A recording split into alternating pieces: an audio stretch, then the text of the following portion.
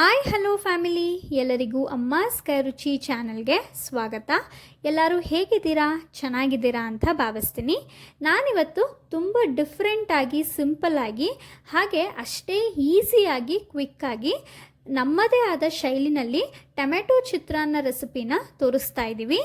ಎಲ್ಲರೂ ಕೂಡ ಚಿತ್ರಾನ್ನ ರೆಸಿಪಿನ ಮಾಡಿರ್ತೀರ.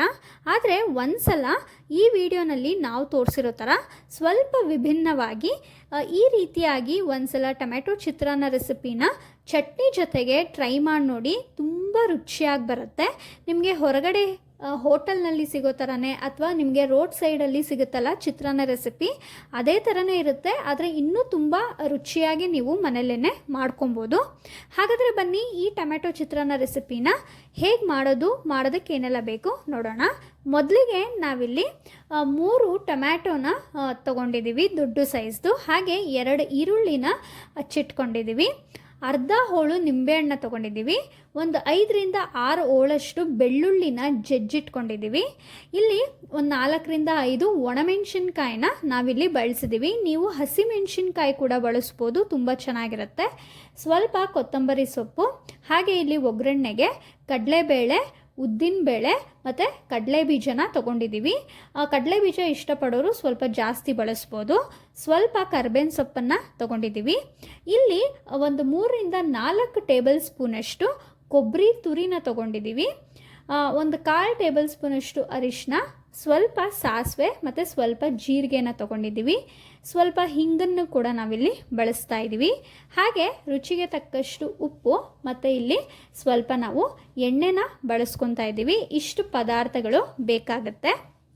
ಮೊದಲಿಗೆ ನಾವಿಲ್ಲಿ ಒಂದು ಬಾಣಲಿಗೆ ಒಂದು 5ರಿಂದ 6 ಟೇಬಲ್ ಸ್ಪೂನಷ್ಟು ಎಣ್ಣೆ ಹಾಕಿ, ಎಣ್ಣೆ ಸ್ವಲ್ಪ ಬಿಸಿ ಆದಮೇಲೆ ಒಗ್ಗರಣೆಗೆ ಜಜ್ಜಿಟ್ಕೊಂಡಿರುವಂಥ ಬೆಳ್ಳುಳ್ಳಿ ಹಾಕೋತಾ ಇದ್ದೀವಿ. ರುಚಿ ತುಂಬ ಚೆನ್ನಾಗಿರುತ್ತೆ. ಹಾಗೆ ಸ್ವಲ್ಪ ಸಾಸಿವೆ, ಜೀರಿಗೆ, ಕಡಲೆಬೀಜ, ಕಡಲೆಬೇಳೆ, ಉದ್ದಿನಬೇಳೆ ಮತ್ತು ಸ್ವಲ್ಪ ಕರ್ಬೇವಿನ ಸೊಪ್ಪನ್ನು ಹಾಕ್ಕೊಂಡು ಎಣ್ಣೆಯಲ್ಲಿ ಚೆನ್ನಾಗಿ ಫ್ರೈ ಮಾಡ್ಕೊತಾ ಇದ್ದೀವಿ.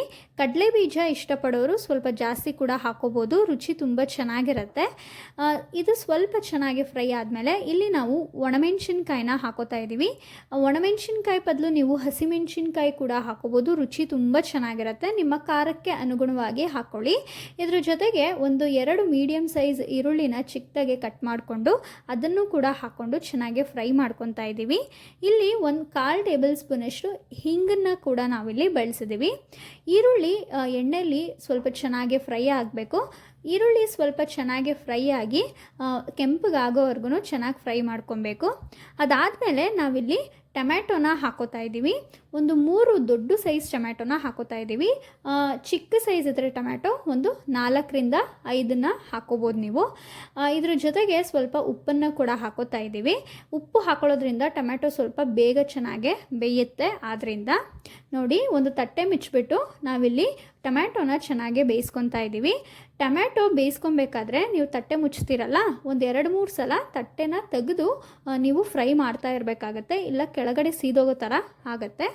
ನೋಡಿ, ನೋಡ್ತಾ ಇರ್ಬೋದು ನೀವು, ಟೊಮ್ಯಾಟೊ ಇಲ್ಲಿ ಸ್ವಲ್ಪ ಚೆನ್ನಾಗೇ ಫ್ರೈ ಆಗಿದೆ. ಈಗ ಇದಕ್ಕೆ ಒಂದು ಅರ್ಧ ಟೇಬಲ್ ಸ್ಪೂನಷ್ಟು ಅರಿಶಿನ ಹಾಕ್ಕೊತಾ ಇದ್ದೀವಿ. ಅರಿಶಿನ ಹಾಕೊಂಡ್ಮೇಲೆ ಚೆನ್ನಾಗೇ ಫ್ರೈ ಮಾಡ್ಕೊಬೇಕು. ಇದಾದಮೇಲೆ ನಾವು ಆಗಲೇ ಅನ್ನನ ಮಾಡಿಟ್ಕೊಂಡಿದ್ದೋ, ಇಲ್ಲಿ ನಾವು ಒಂದು 4 ಜನಕ್ಕೆ ಆಗೋವಷ್ಟು ಕ್ವಾಂಟಿಟಿನಲ್ಲಿ ಅನ್ನನ ಹಾಕ್ಕೊತಾ ಇದ್ದೀವಿ. ನೋಡಿ, ಇಲ್ಲಿ ಅನ್ನ ಹಾಕಿದ್ಮೇಲೆ ಕೊನೆಯದಾಗಿ ನಾವಿಲ್ಲಿ ಕೊತ್ತಂಬರಿ ಸೊಪ್ಪು ಹಾಗೆ ತುರಿದಿಟ್ಕೊಂಡಿರೋಂಥ ಒಣ ಕೊಬ್ಬರಿನ ಹಾಕೋತಾ ಇದ್ದೀವಿ. ಇದ್ರ ಜೊತೆಗೆ ಸ್ವಲ್ಪ ಉಪ್ಪನ್ನು ನೋಡ್ಕೊಂಡು ಹಾಕ್ಕೊಳ್ಳಿ, ಯಾಕೆಂದರೆ ಮೊದಲೇ ನೀವು ಟೊಮೆಟೊ ಹಾಕಿದಾಗ ಹಾಕಿರ್ತೀರ. ಅದಾದಮೇಲೆ ಅರ್ಧ ಹೋಳಷ್ಟು ನಿಂಬೆ ಹಣ್ಣಿನ ರಸನೂ ಕೂಡ ಹಾಕ್ಕೊಂಡು ಇದನ್ನು ನಾವು ಚೆನ್ನಾಗೆ ಮಿಕ್ಸ್ ಮಾಡ್ಕೊಬೇಕಾಗತ್ತೆ. ತುಂಬ ಡಿಫ್ರೆಂಟಾಗೆ ಮಾಡಿ ತೋರಿಸ್ತಾ ಇದ್ದೀವಿ. ರುಚಿನೂ ಕೂಡ ಅಷ್ಟೇ ಡಿಫ್ರೆಂಟಾಗೆ ತುಂಬ ರುಚಿಯಾಗೆ ಬರುತ್ತೆ. ಒಂದು ಸಲ ನೀವು ಈ ಥರ ಟ್ರೈ ಮಾಡಿ ನೋಡಿ. ಈ ರೀತಿಯಾಗೆ ಸ್ವಲ್ಪ ಚೆನ್ನಾಗಿ ಮಿಕ್ಸ್ ಮಾಡಿಕೊಂಡ್ರೆ ಆಗೋಯಿತು. ತುಂಬ ರುಚಿಯಾಗಿರುವಂಥ ಟೊಮ್ಯಾಟೊ ಚಿತ್ರಾನ್ನ ರೆಸಿಪಿ ನಮ್ಮದೇ ಆದ ಒಂದು ವಿಭಿನ್ನ ಶೈಲಿನಲ್ಲಿ ನಾವು ನಿಮಗೆ ಸ್ವಲ್ಪ ಡಿಫ್ರೆಂಟಾಗಿ ಮಾಡಿ ತೋರಿಸಿದ್ದೀವಿ. ತುಂಬ ರುಚಿಯಾಗಿರುತ್ತೆ. ಇದಕ್ಕೆ ಒಂದು ಒಳ್ಳೆ ಬೆಸ್ಟ್ ಕಾಂಬಿನೇಷನ್ ಅಂದರೆ ತೆಂಗಿನಕಾಯಿ ಚಟ್ನಿ ಅಂತಲೇ ಹೇಳ್ಬೋದು, ಅಥವಾ ಕಡಲೆ ಬೀಜದ ಚಟ್ನಿ ಕೂಡ ನೀವು ಮಾಡಿ ಸರ್ವ್ ಮಾಡಿ ತಿನ್ಬೋದು. ತುಂಬ ರುಚಿಯಾಗಿರುತ್ತೆ. ಬರೀ ಚಿತ್ರಾನ್ನ ಮಾತ್ರ ಮಾಡ್ಕೊಳ್ಳೋಕ್ಕೆ ಹೋಗಬೇಡಿ, ಇದ್ರ ಜೊತೆಗೆ ಕಡಲೆ ಬೀಜ ಚಟ್ನಿ ಆಗಿರ್ಬೋದು ಅಥವಾ ತೆಂಗಿನಕಾಯಿ ಚಟ್ನಿ, ನಿಮ್ಗೆ ಯಾವ ಚಟ್ನಿ ಇಷ್ಟನೋ ಆ ಚಟ್ನಿನ ಮಾಡಿ ನೀವು ಸರ್ವ್ ಮಾಡಿ ತಿನ್ಬೋದು. ರುಚಿ ಅಷ್ಟೇ ಅದ್ಭುತವಾಗಿ ಬರುತ್ತೆ. ನಿಮಗೆ ಬೆಳಗಿನ ಟೈಮಲ್ಲಿ ಆಚೆ ಕಡೆ ಚಿಕ್ಕ ಚಿಕ್ಕ ಅಂಗಡಿಗಳು ಇಟ್ಕೊಂಡಿರ್ತಾರಲ್ಲ, ಅವರು ಕೊಡೋವಂಥ ಒಂದು ಟೇಸ್ಟೇ ಅದಕ್ಕಿಂತ ಇನ್ನೂ ತುಂಬ ಚೆನ್ನಾಗಿ ಡಿಫ್ರೆಂಟಾಗಿ ನೀವು ಮನೆಯಲ್ಲೇ ಮಾಡ್ಕೋಬೋದು. ಒಂದೇ ಥರ ಚಿತ್ರಾನ್ನ ರೆಸಿಪಿ ತಿಂದು ಬೇಜಾರಾಗಿದ್ದರೆ ಖಂಡಿತವಾಗ್ಲೂ ನೀವು ಈ ಥರ ಚಿತ್ರಾನ್ನ ರೆಸಿಪಿನ ಒಂದು ಸಲ ಟ್ರೈ ಮಾಡಿ ನೋಡಿ. ತುಂಬ ಬೇಗ ಆಗುತ್ತೆ, ಬ್ಯಾಚುಲರ್ಸ್ಗೂ ಕೂಡ ತುಂಬ ಹೆಲ್ಪ್ ಆಗುತ್ತೆ. ಮಾರ್ನಿಂಗ್ ಟೈಮ್ ಕಡಿಮೆ ಇದ್ದಾಗೂ ಕೂಡ ತುಂಬ ಕ್ವಿಕ್ಕಾಗಿ ಆಗುವಂಥ ಒಂದು ರೆಸಿಪಿ, ಬ್ರೇಕ್ಫಾಸ್ಟ್ ರೆಸಿಪಿ ಇದು. ಈ ರೆಸಿಪಿ ನಿಮಗೆಲ್ಲ ಇಷ್ಟ ಆಗಿದೆ ಅಂತ ಭಾವಿಸ್ತೀನಿ. ಇಷ್ಟ ಆಗಿದರೆ ಅಮ್ಮಾಸ್ ಕೈರುಚಿ ಚಾನಲ್ನ ಸಬ್ಸ್ಕ್ರೈಬ್ ಮಾಡ್ಕೊಳ್ಳಿ. ಹಾಗೆ ಲೈಕ್, ಶೇರ್, ಕಮೆಂಟ್ ಮಾಡಿ. ನಿಮ್ಮ ಫ್ಯಾಮಿಲಿ ಆ್ಯಂಡ್ ಫ್ರೆಂಡ್ಸ್ಗೂ ಈ ವಿಡಿಯೋನ ಶೇರ್ ಮಾಡಿ. ನೀವು ಕೂಡ ಟ್ರೈ ಮಾಡಿ ರೆಸಿಪಿ ಹೇಗೆ ಬಂತು ಅಂತ ನಮಗೆ ಕಮೆಂಟ್ ಮೂಲಕ ತಿಳಿಸೋದನ್ನ ಮರಿಬೇಡಿ. ಈ ವಿಡಿಯೋ ನೋಡಿದ್ದಕ್ಕಾಗಿ ಎಲ್ಲರಿಗೂ ಧನ್ಯವಾದಗಳು.